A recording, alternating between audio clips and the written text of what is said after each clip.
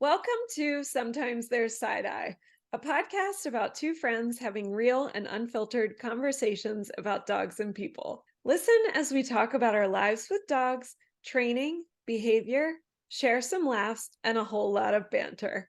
I'm Heather. And I'm Kristi. What are we talking about this week, Heather?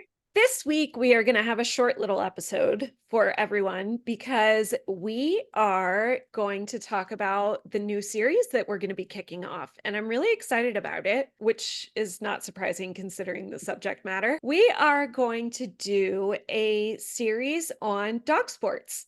Yeah. And so what made us decide to do that series? Well, obviously, I love dog sports.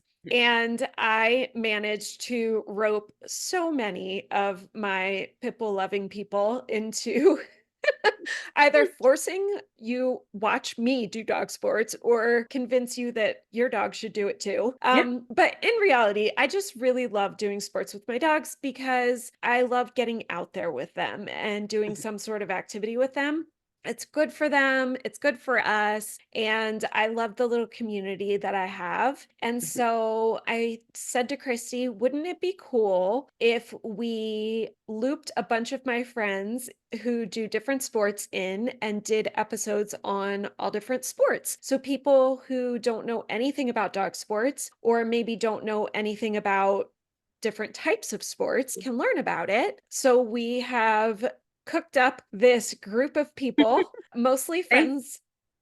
thank God for Heather, because I don't think I contributed anyone to this group. um yeah, I definitely, reached out to my little community and was like, "Hey, who wants to come on the podcast?" So what we did was we asked people who are either a judge in the particular sport that they participate in or who are maybe a higher level competitor just so they can give a good amount of insight. I think we're going to have somewhere between 8 and 11 people. We're So still we're gonna go working through, out. a Yeah, lot of different sports and lots we of different are. personalities. And the Yes. nice thing about the group of people that we've invited to be on the podcast is that they're like-minded in that they value their relationship with their dog as well as competing with their dog. So we have such a diverse group of people, with some dogs coming from breeders, some dogs coming from rescue, some people who have just recently started into the sports, and some who are, like Heather said, judges and established in the sport. So I'm excited to get all these different perspectives Mhm. because I think the average dog owner doesn't realize that sports are accessible to them and their Mhm. dog. That just seems like kind of an elite dog owner's destiny. I don't know. Well, What am I trying to say?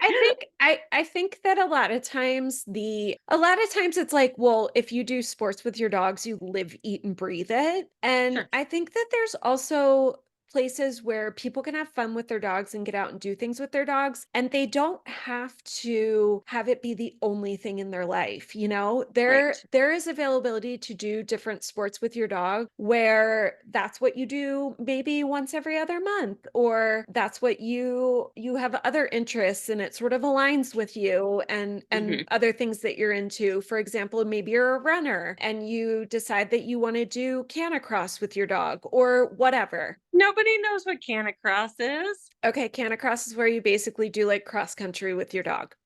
Okay, there you go. Yeah. Canna for canine and cross for cross country. And we don't have anybody actually who's going to be talking about canicross, but Great. if you were really into running, you could do that. I definitely think it's nice for people to know that you can have a balance and there can be other things in your life and you can still potentially do fun things with your dogs. And then I think a lot of people, I mean, there are a lot of people that I've met over the years that I have introduced to sports for sure. And so this is just another opportunity, of course, for me to kind of share that part of my life and to educate people, because of course I love that too. And Yes. then for us to get different perspectives. And I'm excited because there's actually sports that we're going to talk to people about that I know nothing about. And so that's really exciting to me too, because we're going to get to learn along with our listeners. So that's very cool. special. Yeah.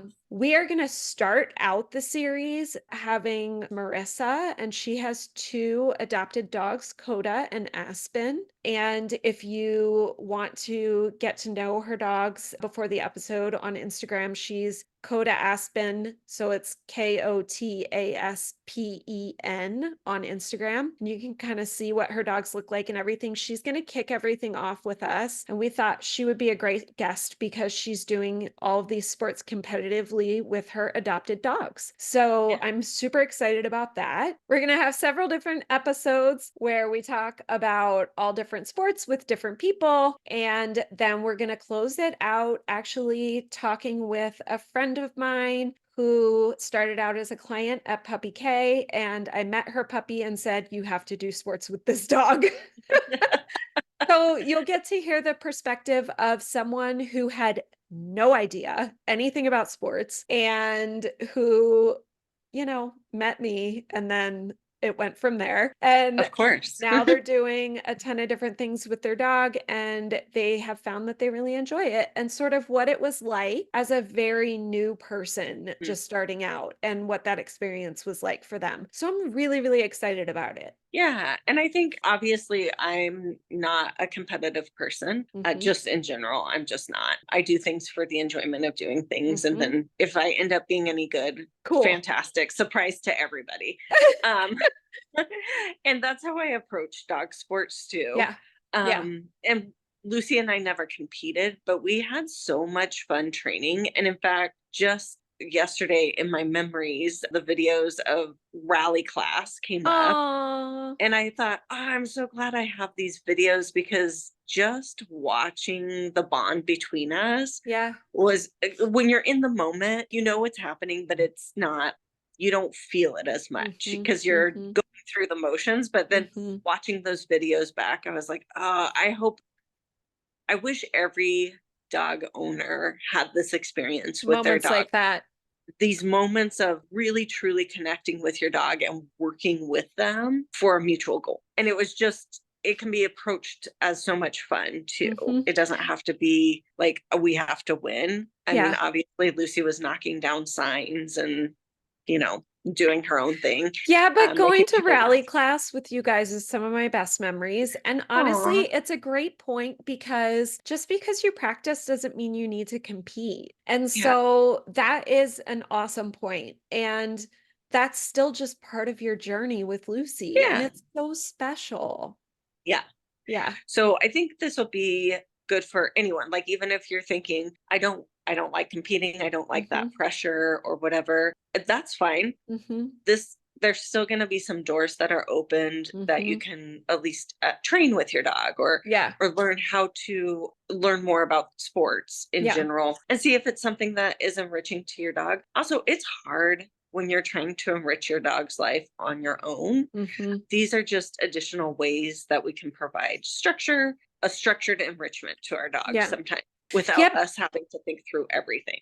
Well, and also a lot of these different things that we're going to talk about, you can do at home. So that's another aspect. Even if you're like, I'm not really into sports, stick with us because we really did try to pick interesting people, funny people. And then also there are parts, for example, scent work that you can learn about and you can do at home with your dogs. So it's not just, hey, we're going to go out and compete. Hey, we're going to go out and try and get titles. These are ideas of things that you can do with your dog that are super, super enriching and would be awesome relationship builders too. So, And I feel like with some of these things that you can do at home, some of them are going to be really useful for people in Arizona during the summer months that you can do inside, or people in colder climates during your winter months when it's too cold to be outside doing sports. So Tiago got all of his trick titles during COVID.